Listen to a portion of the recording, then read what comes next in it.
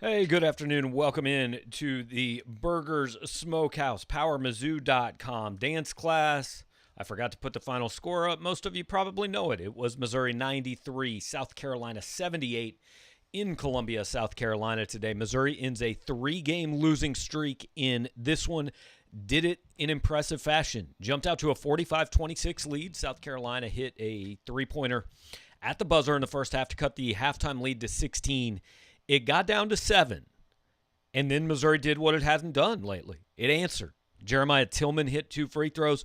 Drew Smith got a steal, a layup, a foul, made the free throw to put Missouri up 12. South Carolina was never within 10 points again. Mizzou cruises to a 93-78 win, season high for points in regulation. Missouri did score 102 against TCU earlier this year, but that took overtime. They had just 89 in regulation. They had 91 against Oral Roberts in the season opener. So Missouri, a season best offensive output, shot nearly 58% from the floor. Jeremiah Tillman didn't miss a shot on the day. 5 players in double figures. Tillman and Drew Smith had 17. Xavier Pinson had 16.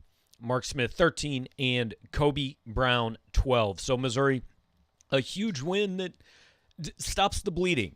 And look, this isn't a great South Carolina team, right? I'm not going to throw parades for Missouri beating South Carolina. They'd already done that once this year, 81-70 in Columbia, Missouri. South Carolina is now 5-11 on the year, 3-9 in SEC play. They're going to be playing on day one of the SEC tournament in all likelihood. They're not a great team. But guess what? Neither's Georgia. Neither's Mississippi State. Neither's Auburn. Missouri needed this win. They needed to get back and just kind of feel what it was like to come up on the good side of things. They'll play Ole Miss on Tuesday. We'll talk about this as we go on, but this game basically put Missouri on lock status for the NCAA tournament, I think. They probably need to win one more game, and that'll do it. Win one more, and you're in the tournament. And once you're in the tournament, anything can happen. Doesn't necessarily matter what number is next to your name. Now, it does matter. Obviously, you want to win games, and the higher you're seeded, the better chance you have to do that. But I'm just saying, once you're in, weird things happen in the NCAA tournament. Missouri is right on the edge of being in. Real quick, before we really get into the meat of this thing, no pun intended, but pun happened. I want to thank Burgers Smokehouse, the sponsor of our post-game show every single day. Well, not every day, but every day Missouri plays. Burgers Smokehouse helps us out by making this possible. They help you guys out by keeping you fed. Great pulled pork, brisket, ribs, sausage, all kinds of stuff. Smoked ham, smoked turkey, whatever you want. Burgers Smokehouse is the place you need to get it. You can do that at smokehouse.com.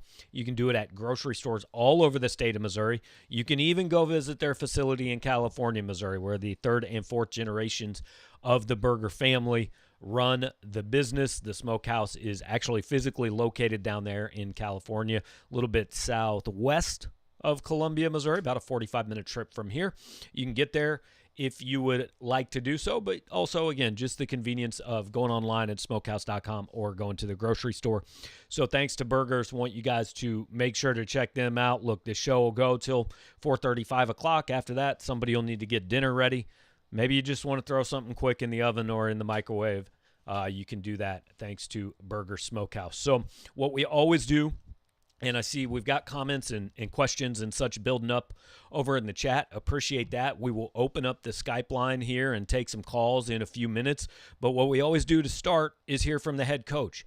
Cuonzo Martin won for the 250th time as a head coach today, 93-78 over South Carolina. We'll let you guys hear from him. Just wrapped up his post-game press conference a couple minutes ago from Columbia.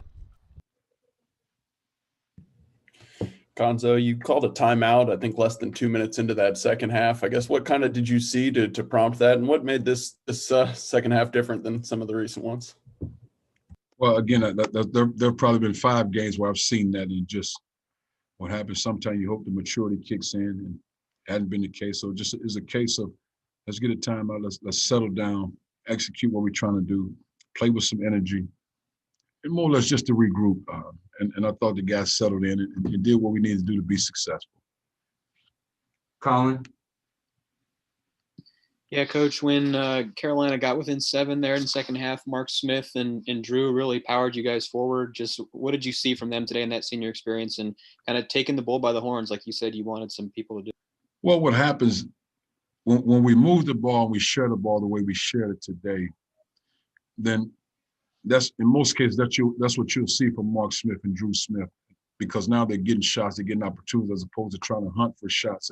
And Drew's obviously better at making plays off the dribble and facilitating than Mark is, but Mark needs to have the ball to be able to make shots and make plays.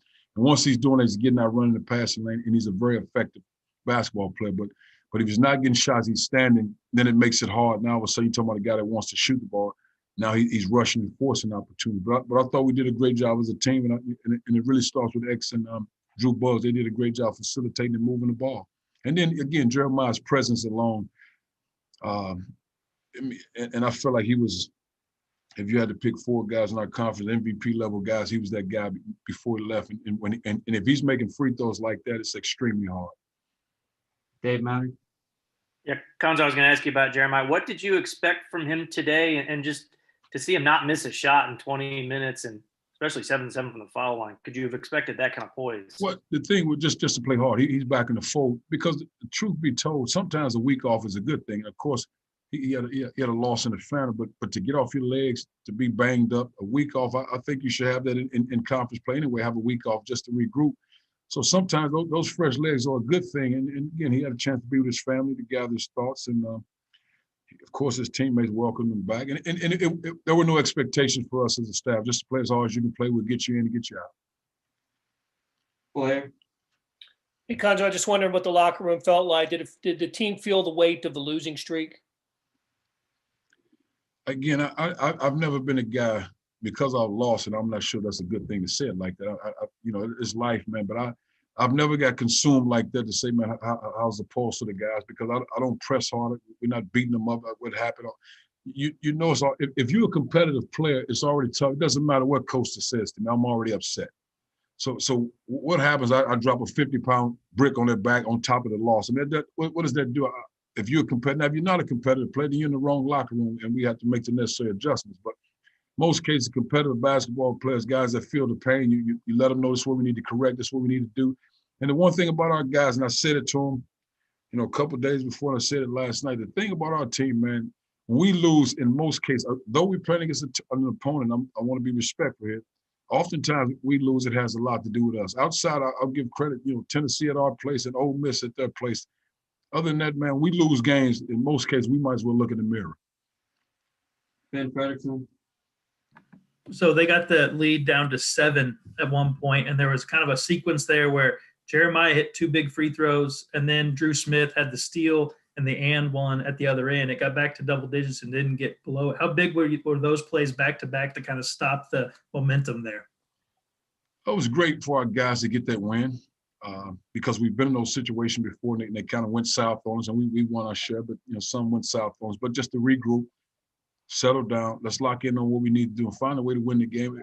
Because again, you don't want to be in that situation, but it'll help you down the road because you've been there. And then we had different guys on the floor, and I think it helps to obviously get Torrance Watson major minutes in those situations because he's put the work in, and to see him make shots and be a part of that's a good thing. Gabe? Cuonzo, you talked yesterday about Jeremiah's situation having an impact, not just on him, but on the locker room and the other guys. I mean, did you sense anything from the other guys just having him back before you even took the floor today? Oh, without a doubt, man. Again, it's like your brother, because again, and I said it to you guys before, so you don't have to write about this because I want to be respectful, but Ole Miss won the basketball game. But, the guys felt the pulse of that, man. It's one of your guys, but just find a way to muscle up some and just go do this. And that's hard. Then all of a sudden you have 2 games, and I felt like, the home game and on the road games we still should have won without him. We didn't. But to have him back, it's like, man, it's one of our guys. We because we feel what he feels. Though it's not our blood relationship, we feel that because that's our guy. So to have him back, you're in the fold, you're good, you're okay, let's roll. And that's all it was. Of course they're happy to have him back. Aaron? Coach, 250 career wins. You stop and smell the roses at all, or I'm breaking some news to you? Truthfully, I just found out after the game. You know, man, I'm grateful. It's hard for me to always say thank you when people say congratulations. It's hard, man, because, just, man, I appreciate all of it. You got to keep plugging on as a long life. And I also know there are more important things. And again, I'm grateful. So I want to be clear. I know there are more important things in life than me winning some ball games, man. But I truly appreciate all of them because they're so hard to come by. And we just keep plugging along. But I'm grateful. Eric, Cuonzo, remember you said 3 weeks ago against TCU, when Tillman scored, I think it was 33 and Pinson had 36. You just can't expect that every night. Is 5 guys scoring between a dozen and 17 where you vision this team kind of going offensively? I'll take that. I'll take that. Now, there might be nice guys to do that because last year, several games, Drew Smith and X was scoring the ball. So I have no problem with that. But I think our balance comes in both sides of the basketball. We defending, we playing hard, then we can have balance. We get those live ball turnovers, they scoring the ball, bad shots, because the ball isn't moving. That's when we struggle as a team. We keep that ball flying through the air, keep bodies moving. We're a different team. Jack, Cuonzo, you touched on this a bit, but how encouraging was it for you to see the team respond like they did after the lead got down to 7? It was good, man. And truthfully, man, I tell you, I don't mind those situations. I don't want to be in them, but I don't mind it because, man, that's life stuff, man. Those are stories you tell 10 or 15 down the road, and they build character, they build a level of toughness, grit, strength, all those things, man, that you'll need down the road in life. Nate, Cuonzo, you've talked about the importance of X to the offense and 16 points and no turnovers today. What did you see from him? Wow. Oh, that was a good day then. Just, man, it's simply that. I thought this was one of his best efforts in a long time, meaning on the defense side of the ball. I really did, and I could see that. And it's not like somebody on staff, I saw that. And that was the result of it, man. I think with him, when he takes pride in playing defense and doing those things, he's a different player and we're a different team. And that's what we need from him. And he can't compromise that part. He has to take pride on the defense side of the ball because he can score the ball. And I think sometimes he has careless turnovers, and they're just simply focus and concentration. Mason, Hey, Coach. So your team had a lot of players in the front court like Kobe, Mitch, and Parker who all stepped up without Jeremiah. How did it feel to have those guys sort of working more in the rotation with more touches alongside Jeremiah in his return? I thought it was good, man. I think Kobe's had, three good games. I think he's playing well. He's scoring the ball. He's aggressive. It just helps, man. I'm not sure how much Parker got done offensively for his numbers, but he's a factor. We got to find a way to keep him in the fold. We have to, because he's a talented kid, a young man. Aaron, do you have another one? All right, so Cuonzo Martin from Columbia, South Carolina. Again, that wrapped up just probably 15, 20 minutes ago, something like that. So we jump on here. We always start the show by letting you hear from the head coach and his impressions of the game. And I think he saw what we all saw, right? Hey, when your best players play well, you're probably going to win a lot of basketball games. We just popped the phone number there up on the screen. It's 573-234-4935. If you want to call us, always first priority is the phone calls. If you call in, we will jump to the phone calls. We'll stop what we're talking about. We'll stop answering the questions in the chat. We'll talk to you on the line. So if you want to call in, it's open now. Don't have to wait. If you call in later, hey, sometimes you might have to wait. If you hear me talking to somebody else when the phone picks up, just hang with us. We'll get to you. I'll call out your area code and we'll get to your question. I promise. We always get to every phone call. We never leave people hanging on the phone lines in the show. So if you want to call in, please do 234-4935 here on Burgers Smokehouse and PowerMizzou.com's dance class. So again, Jeremiah Tillman, look, I don't want to make it this simple. I said after Tuesday night against Georgia, I'm not going to let you get away with saying they lost that game because Jeremiah Tillman wasn't there. And I'm not going to say the only reason they won today's game is because Jeremiah Tillman was there. But with Tillman in the lineup, whether he plays good, bad, or indifferent, Missouri's 14-4 this year. And without him, they're 0-2. Today, he was... Look, I don't think it was his best game, but it was by far his most efficient game. In 21 minutes, he was 5 of 5 from the floor, 7 of 7 from the line, 17 points, 4 rebounds, 1 block, 1 turnover.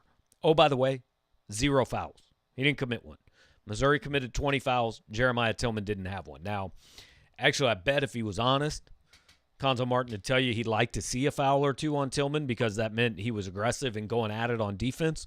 But you can't, if he goes 7 for 7 from the line and 5 from 5 from the field, Like Missouri's going to win a whole lot of games that way. The top three players, we've said all along, the guys that are going to figure out where this team goes, Drew Smith, Jeremiah Tillman, Xavier Pinson. Those three combined for 50 points on 17 of 30 shooting. Let's see what the total was. 4 for 9 from three-point range, 10 for 10 from the free throw line. Drew Smith had 7 assists. Tillman had 4 rebounds. Pinson didn't have a turnover, and Pinson had 2 steals. Drew Smith had 2 steals. That's a pretty good day out of your best players. Drew Smith led the way in plus-minus at plus 17. Mark Smith, plus 17. This was probably, I haven't looked at box scores, but this was probably Missouri's most balanced effort of the season. They not only got Tillman, Pinson, and Drew Smith, but they got Mark Smith as that 4th guy. They got Kobe Brown as that 5th guy. And Kobe, actually, he ended the game with 12 points, but he had 10 of those points in the first 8 minutes. He had 10 of Missouri's first 20 points while other guys were kind of getting their feet wet and all that. So, just all around a good effort against a team that you should have a good effort against. South Carolina's not good. That's okay. Just beat the bad teams. You're going to be in good shape. Beat the bad teams. You're going to be in the NCAA tournament with a chance to win some more games against good teams. So that's all Missouri really has to do from here on out, to be quite honest with you. Once again, phone line's open if you want to call in, but while we wait to see if anybody does want to call in, and hey, I understand maybe you don't want to talk to me, but if you want to talk to me, you can. But we'll run through some of the comments, and Derek Vaughn first up says hopefully this rights the ship, and that certainly would be the goal, right? In and of itself, a 93-78 win over South Carolina. A lot of teams are going to beat South Carolina. But some games are a little bigger than others, and this one ended a 3-game losing streak, and momentum matters in college sports. There is no question that it does. So this one was big for momentum, and we're going to go to the first call of the day from the 301 area code. Who am I talking to? Hey, Gabe. Jacob from D.C., back from the abyss. Happy to add one to the win column. Couple quick questions. So one, following up on your point about, what was it, 5 people in double digits? Yeah, five players in double figures, all between 12 and 17. Have we even had a game this year, and you probably don't know off the top of your head, but where we've even had 4? It just seems weird with such a well-balanced team that we haven't had one of these games until this late in the season. Yeah, you're right. I don't know off the top of my head. I would bet that there have been games with 4. I'm going to kind of look through some box scores. I mean, they scored 91 in the opening game against Oral Roberts. So, yeah, they had 4 in that one. Yeah. Pinson, Mark Smith, Drew Smith, and Pickett were all in double figures. So I think they've had some with 4, but I'd be willing to bet they haven't had any with 5. No, I would venture to say that that's probably true. So 2 questions. One, are we in the top 25 when the poll comes out on Monday? Your educated guess? I'd have to look at what the teams below Missouri did this week. My guess is no.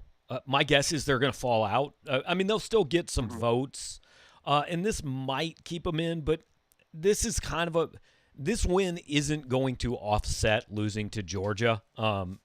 Missouri should have been 2-0 this week and wasn't. My guess is they're going to fall out by a spot or 2 and have to kind of win their way back in by beating Ole Miss and A&M next week. But they could hang on at like 24 or 25. No, makes sense. And, hopefully maybe Tennessee's that team that dropped out after their drubbing to Kentucky. But the one thing that I have to ask you that's a bit more of a longer form question, and I'll hang up and listen as you sort of dive into it, as I imagine you will throughout the show today, is can you take me through sort of best case, worst case scenario for these final 4 games and sort of how you see the seeding playing out for the SEC tournament? I'm not sure exactly where we are now, but if we win out, do we still have that sort of easy quote unquote road to the 4 seed? Yeah, I mean the SEC tournament's going to be a mess, and yeah, Jacob, I appreciate it, man, and I'll kind of run through it as best as I can right now. Appreciate the call, Jacob. Thanks for kicking things off, man. And so right now in the SEC, The standings are these. Alabama is 13-1. They are going to win the league. The magic number to clinch is 1. At some point, probably by midweek, they'll have the 1 seed locked up. Arkansas's 9-4. LSU is about to go to 9-4 because they're just destroying Auburn right now. They're up 22 in the first half last I looked. So they're going to be 9-4. Those two teams certainly inside track to a top 4 seed. But then fourth place right now is Tennessee at 8-6. Florida's probably going to be 7-5 after today. Missouri's 7-6. Ole Miss is 7-6 right now. Will either be 7-7 or 8-6 by the end of the day. Kentucky's 7-7. Georgia at 6-9 is kind of slipping out of the picture here. So in all likelihood, that last spot is going to come down to Tennessee, Florida, Missouri, Ole Miss, Kentucky. That's 5 teams for the 4 seed. If Missouri wins out, they've got to win over Florida. They've got to win over Ole Miss. And the key thing, they've already beaten Kentucky, so they win a tiebreaker with Kentucky. The key thing for Missouri in all this seeding is this. They have a win over Alabama. So the way tiebreakers work, and I'll get back to running through this after this call, but we're going to go to the 229 area code real quick. Who am I talking with? This is Aaron. I'm feeling much better than that UGA game. Yeah, a little better feeling today, huh? Yeah, I'm off the ledge now, and I think some of it had to do. I'm in Georgia, right? That one bothered me more than others because, sometimes going through a really dark spot, the lowest point, I think we can look back to this UGA game and say, oh, this was a turnaround point, and I think Bugs was real stabilizer there when they got the game under, up to 7. Yeah. And so I think they learned something, when Penson sometimes starts to take ill-advised shots, just take them out. Bugs comes in, not going to score, but he's going to get the ball movement going. And I think they found something with him and Kobe Brown, another interior scorer. Yeah. I'm encouraged. Yeah. And I'm torn because I agree with you. It was a big win for momentum. Now, look, you should beat South Carolina. This is a bad South Carolina team at full strength, and they weren't at full strength, so I don't want to put too much stock in it. But big just to get a win. Bugs has become a guy that I'm comfortable with him 10 or 15 minutes a game. I mean, he is no offensive threat, but he does, if Pinson gets a little out of control, and I did think this was one of X's best games. I mean, 16 points, no turnovers. He was engaged. He was running the offense. But when they got down to 7, Tillman made 2 free throws, and then what I thought was the biggest play of the game was Drew Smith had a steal. He laid it up, got an NBA-like continuation call, and made the free throw. That pushed it to 12, and it was never close after that. But yeah, they answered when South Carolina made that push today, and that's what they haven't done the last 3 games. Ultimately, whether we look back at that Georgia game as a turning point is probably going to be figured out by what they do the rest of the year, right? I mean, if they get beat by Ole Miss, Georgia was nothing. But if they go on, win 4 of their last 5, something like that, get up to a 5 seed, maybe we look back and go, hey, you know what? They were better for what they went through. And it is important to remember it's a sprint or it's a marathon. It's not a sprint. Right. We can't judge every single game. Every team goes through some valleys. Yeah, and I agree with that. I think we're on the same page as far as the expectations of the team. Mm-hmm. And actually, I'm excited. I'm going to the Florida game, the last game. So that'll be the first time I see Mizzou. My wife's a Gator fan, so we're going to be splitting allegiance on that game. Going to be at odds, yeah. I think that could be a key game to whether we get a 5 seed or 7 or 8 seed. It could be a really big game, really, for both teams, because it's a chance for both teams to earn sort of one of those quad 1 wins, and there's not that many chances left, especially on Missouri's schedule, to do that. So that game could really go a long way, and then obviously we'll see if they end up playing LSU or not. All right. All right. Well, I'll continue listening. Appreciate the call, Aaron. Thanks a lot, man. Have a good day. All right, you too. All right, Aaron, appreciate Aaron calling from Georgia. He's one of our regular viewers. So I want to get back to answering Jacob's question about the seeding. So I ran through those 5 teams probably kind of competing for the 4 seed, and it's crazy Kentucky's one of them, but Kentucky kind of theoretically is one of them if they get hot at the right time. But a big key for Missouri is that they've beaten Alabama. So the way that the SEC is going to break ties for SEC seedings, now there's not going to be a 5-way tie, right? But let's say there's a 3-way tie between, I don't know, Missouri, Tennessee, and Florida. The first thing they're going to do is look at the record against those other teams. So let's say, just for the sake of argument, like they're all 1-1 against each other, you're still tied.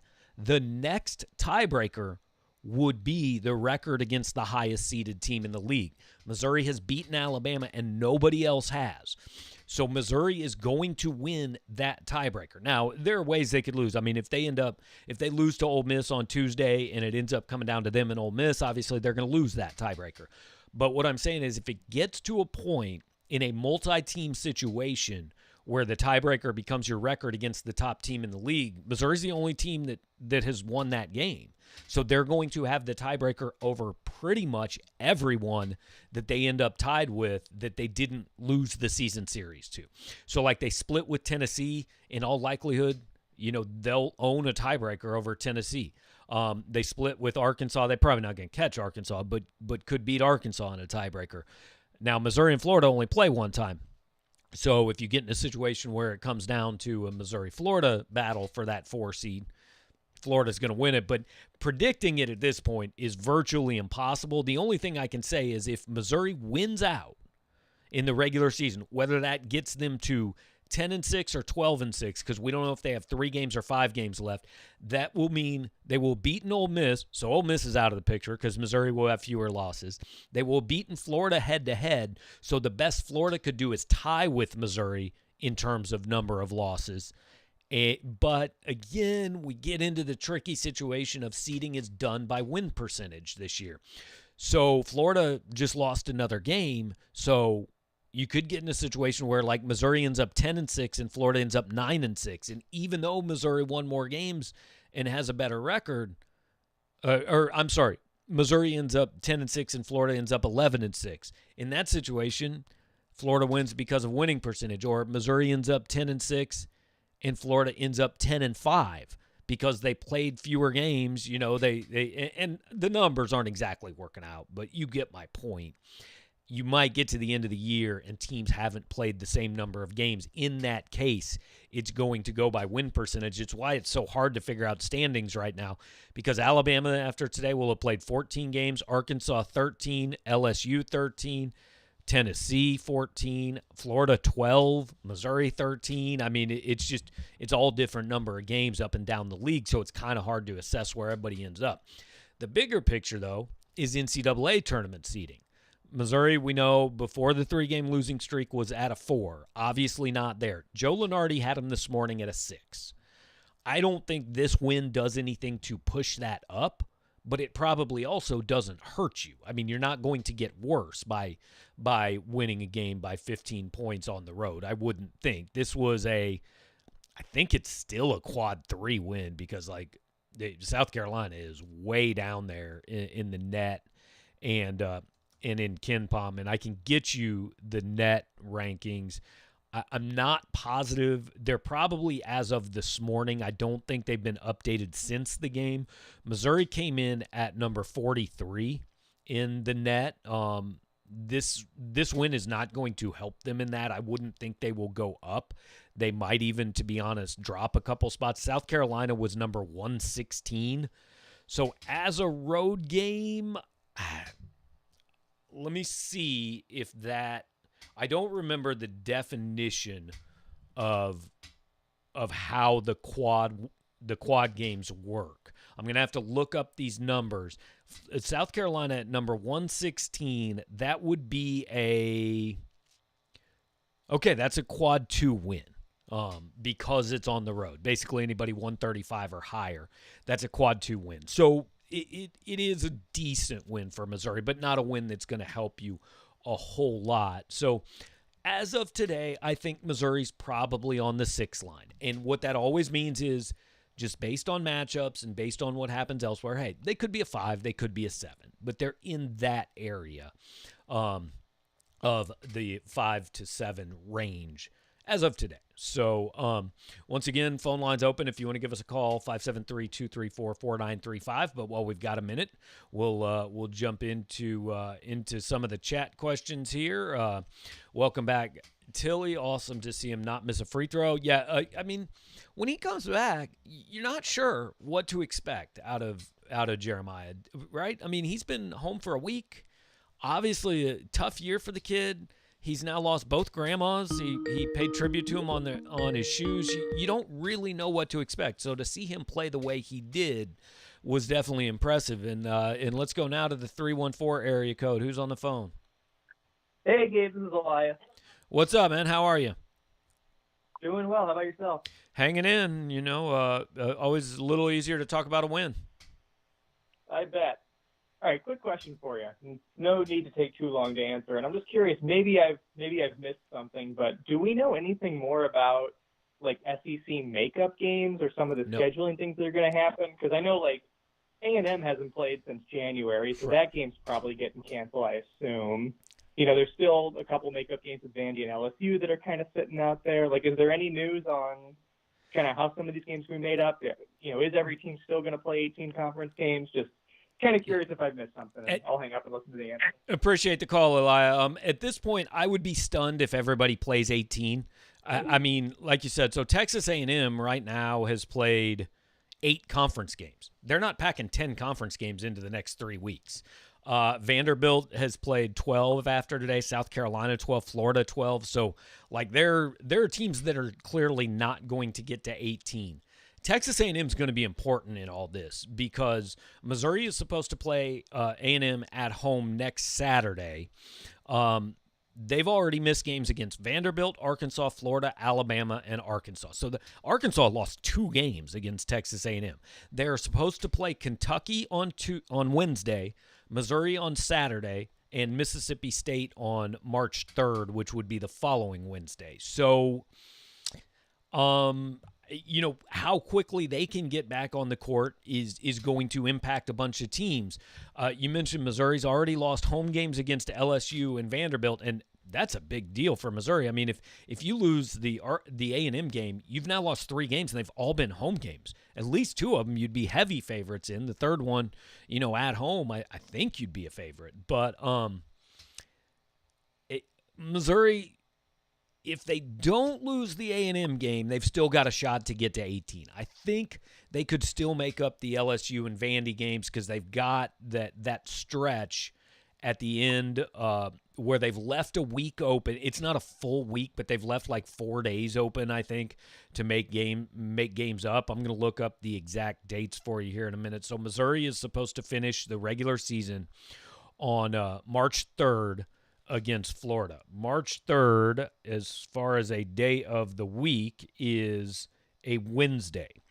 The SEC tournament starts the following Wednesday, March 10th.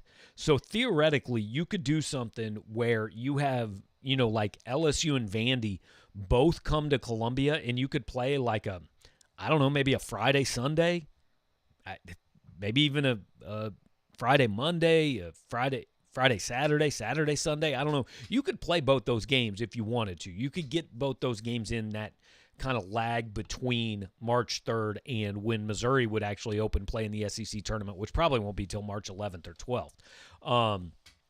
It's going to be tough. I don't know that Missouri's going to get to 18.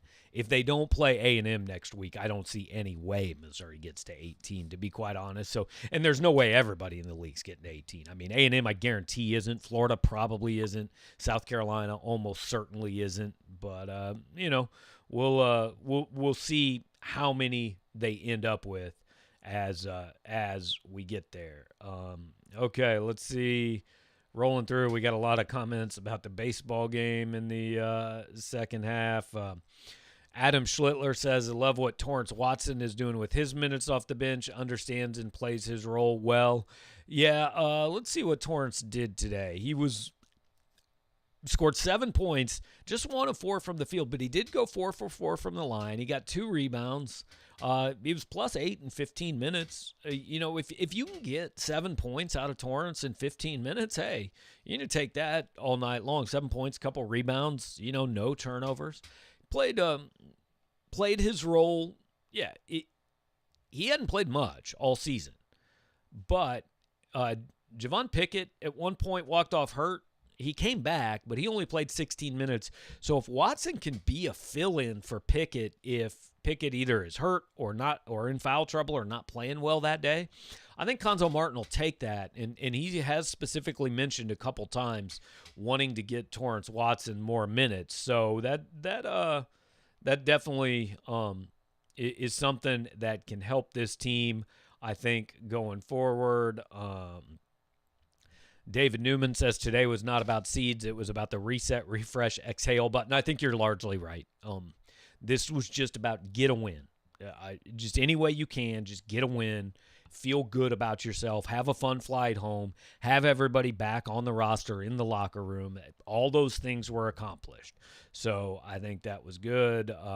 Ed is also pointing out Drew Buggs, as one of the callers did. Yeah, let's see what Buggs was today. He had 17 minutes. He was plus 10 when he was on the floor. 3 points, 3 assists. Did have 2 turnovers. One of them an offensive foul. Had a steal. So I'd say net positive player. But obviously, look, Buggs is a guy to give Pinson a break, right? And there may be a game here and there, like happened at Georgia, honestly, where Pinson wasn't playing well and they asked more out of Buggs. Now, my guess is when that happens, it's not going to be good for Missouri. You want Pinson playing more minutes than Buggs. You want him being a guy you can count on like he was today. 7 of 15 from the floor, 16 points, 2 steals, 1 assist, no turnovers in 24 minutes. You take that. Now, if Pinson's playing poorly, you're going to have to give Buggs more minutes. But I don't think those games will turn out well, because Buggs just isn't going to score. And, yeah, he might facilitate the offense a little bit better, but it is a net negative in the minutes that you are trading Pinson for Buggs. Now, you can do that for, 12 minutes a game, something like that. If you get into the range where you're doing that for 22, 23 minutes a game, that's not good for Missouri. So, overall, yes, Buggs can fill a role, but Pinson's the guy you want out there.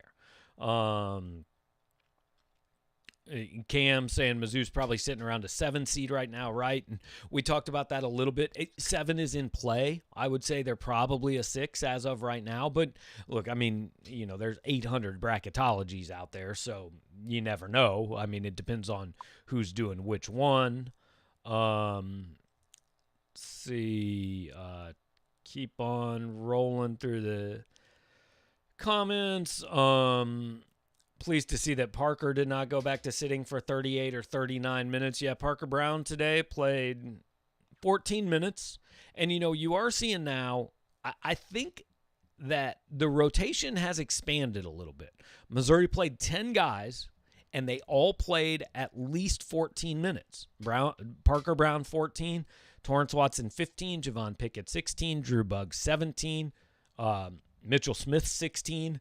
And then the other 5 played between 21 and 31. Actually, Drew Smith was the only player to play more than 24. And Cuonzo talked yesterday about getting some guys some more rest. I think today is what he would like to do in these last few games of the regular season. Now, I'm going to be honest. You get into NCAA tournament play, I don't think you're seeing 15 minutes of Torrance Watson. I don't think you're seeing 14 minutes of Parker Brown. I don't think you're seeing 17 minutes of Drew Buggs. I think you're seeing, ideally, 31 minutes out of Jeremiah Tillman, not 21. 34 minutes out of Pinson, not 24. 36 minutes out of Drew Smith, not 31. 31 minutes out of Mark Smith, not 23. But to get to that point and stay healthy and fresh, you need days like today where all those guys are seeing a reduction in minutes. You need that against Vanderbilt if that game's made up, against Texas A&M if that game's happens next week. If you can afford to do it against Ole Miss, now in some games, hey, at Florida, you might have to play those guys a little bit more. But SEC tourney, your first game, if your first game's against like a 10 seed, hey, those guys don't have to play 32, 33 minutes. You don't need to wear them down. This is a marathon, not a sprint, and we often, and I include myself in that, lose sight of that. But you don't want to be playing these guys 35 minutes a game just to have to beat South Carolina. So a day like today where you're able to not only win, but to rest some legs of some of those guys, I think could really pay benefits for Missouri down the stretch run. Cam saying, with all the SEC looking mediocre, what is Mizzou's most impressive win right now? It's between two. It's either Illinois or Alabama. I mean, Alabama's really good, guys. They're going to be a 2 seed in this NCAA tournament unless the bottom falls out. Illinois is probably a 1 or a 2 seed. So it's between those two. The Oregon win is looking a little bit better. They struggled and now are improving. But yeah, it's either the Illinois win or the Alabama win is the most important, or not most important, but the biggest win that they've had so far this season. Let's see, rolling on. Okay, Case says, I don't think South Carolina is as bad of a team as some think. They gave Alabama a big scare last week. I mean, they're capable on some days of playing all right, but, overall, the bottom line is they're 5-11. They're 3-9 in SEC play.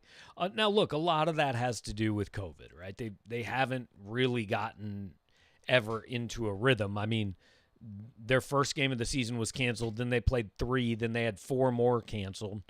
But they have been on the floor consistently since early January.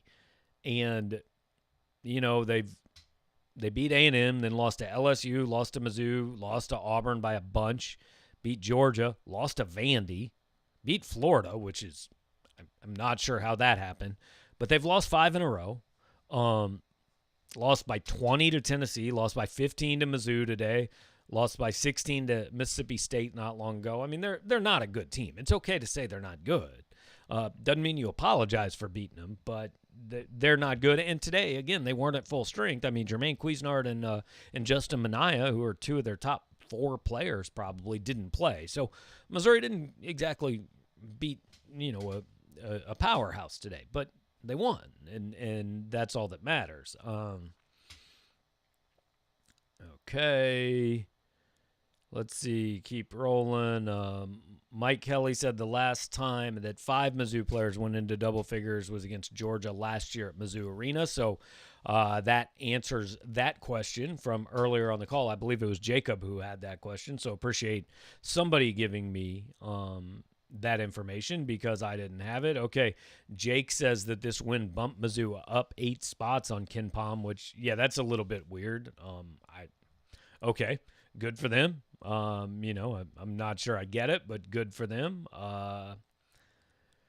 Kobe Brown. Todd says Kobe Brown has great vision, sees the floor great, going to develop into a dominant college player. I think dominant is probably a little much, but I think there's been a benefit to Tillman being out in that Kobe has gotten more assertive and more aggressive, especially offensively. So, I think that's a possible thing that could give Missouri some assistance down the road. I mean, let's say you get into a postseason game and Tillman does have a little foul trouble. Well, Kobe Brown knows he can go score 20 at some point because he's scored 20 now. So, and he generally is a guy that when Tillman's there and when Pinson and Drew are playing well is fine not being the leading scorer, is fine being a guy that gets 8 points and 8 rebounds. We've seen games like that out of him. So I think he is a very good role player this year.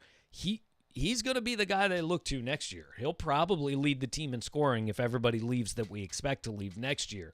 But this year, that certainly is not his role. Steve brings up a good point. Love Pickett would sit him for a week or 2 to get healthy. Look, I brought this up last week. I wouldn't have been playing Javon Pickett for the last 2 or 3 games because just because the doctors say he can play – I don't know. I mean, he keeps limping off. He keeps not looking healthy. I would have sat him, to be quite honest. Just to make sure he's 100% for the stretch run. But we'll see how it goes. T. Rice brings up a good point. Justin Minaya played in this game. He did. He played 27 minutes. He scored 5 points on 1 of 5 shooting, so maybe that's why I didn't notice him. He was minus 15 when he was on the floor, the worst plus-minus for South Carolina. But, yeah, fair point.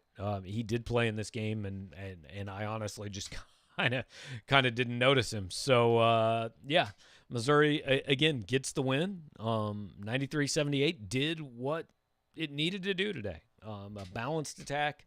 Jeremiah Tillman, really good game. Pinson, another really good game. Mark Smith, a game that you hope is getting him back. 2 straight games now. Last 2 games, I think he's averaged 12 and 6. If you could get that out of Mark Smith, man, you would take that and run with it all day long. So Missouri gets a win it needed to get. I want to take a look before we wrap things up here around the rest of the SEC. A couple of weird things happened early. Vanderbilt took Alabama to the wire. Now, Alabama did end up winning that game, but I don't think anybody saw that coming. 82-78. Kentucky absolutely dominated Tennessee in Knoxville. Kentucky's weird, man. I mean, I'm not going to start saying they're going to get hot, but all year long, you haven't wanted to be the team that was on the other side when Kentucky kind of put it together, and maybe I didn't watch a lot of that game, but maybe they did today. Florida is currently up 15 on Georgia, 62-47. They're going to win that game. And LSU has just kind of held Auburn at about a 20-point deficit most of the day. 15 minutes left in that one. They're up 64-45. You would certainly imagine they'll win. Ole Miss and Mississippi State tonight, and again, Arkansas and Texas A&M postponed because Texas A&M may never play another basketball game ever. So what that does to the standings, again, Alabama on top of the league standings at 13-1. Magic number to win the SEC is 1. Then in second place after today, Arkansas and LSU should be tied at 9-4. Tennessee, let's see, it's the whole winning percentage thing. So technically, after today's games, Florida will probably be in 4th place at 7-5, with Tennessee next at 8-6. Ole Miss has a chance to get to 8-6. Missouri at 7-6. Kentucky at 7-7, and then you've got kind of that bottom half of the league. So it's really going to come down to Tennessee, Florida, Missouri, Ole Miss, Kentucky. One of those teams is probably going to get a double bye. The other ones are not. So that is where we stand right now. Case says Alabama is so overrated. I'll believe it when they beat one good team. Let me look at Alabama's schedule so far. We know the non-conference wasn't great. 5-3. The best win was, I don't know, Providence, I guess. Let's see what they've done in the SEC. I mean, they beat Ole Miss by 18. They won at Tennessee. They beat Florida by 15. They beat Auburn. They beat Kentucky by 20. They beat Arkansas by 31. They beat LSU by 30. They beat Mississippi State by 18. Kentucky again. Lost to OU. Beat LSU by 18. Lost to Mizzou. Beat South Carolina. Beat Georgia by 33. It's 2 things. Not only are they winning, they're winning huge. But, like, I don't know. If you don't think Alabama's any good, then you don't think Missouri's any good. You don't think anybody's in the SEC is any good. Alabama's going to get a 2 seed probably. It could be a 3, but they're probably getting a 2 seed. I don't know. If you don't think Alabama's good, I don't know who you think is good. They're 18-5. They're 13-1 in the SEC. They're blowing teams off the floor. I mean, they're not scraping by in these games. They've beaten LSU twice by an average of 24 points.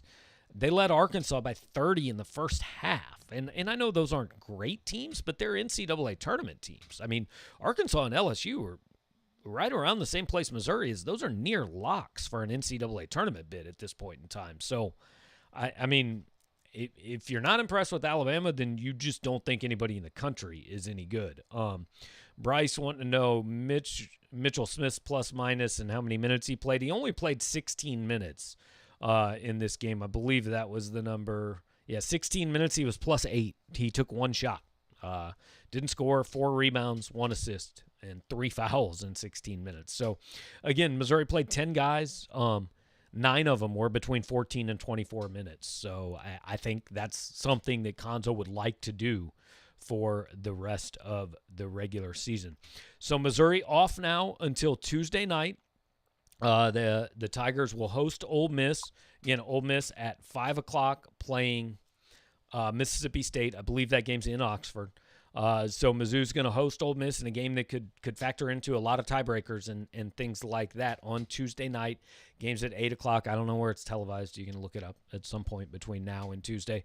Tigers 14-6, into 3-game losing streak. Jeremiah Tillman, great. Pinson, Drew Smith, Mark Smith, all very good. Kobe Brown played an important role. And Cuonzo Martin gets win number 250. Appreciate you guys hanging out here with me. It's a nice day outside. The calls have been pretty slow, so I think we're good. We're going to wrap this one up, and we will talk to you next time, Tuesday night, for Mizzou and Ole Miss.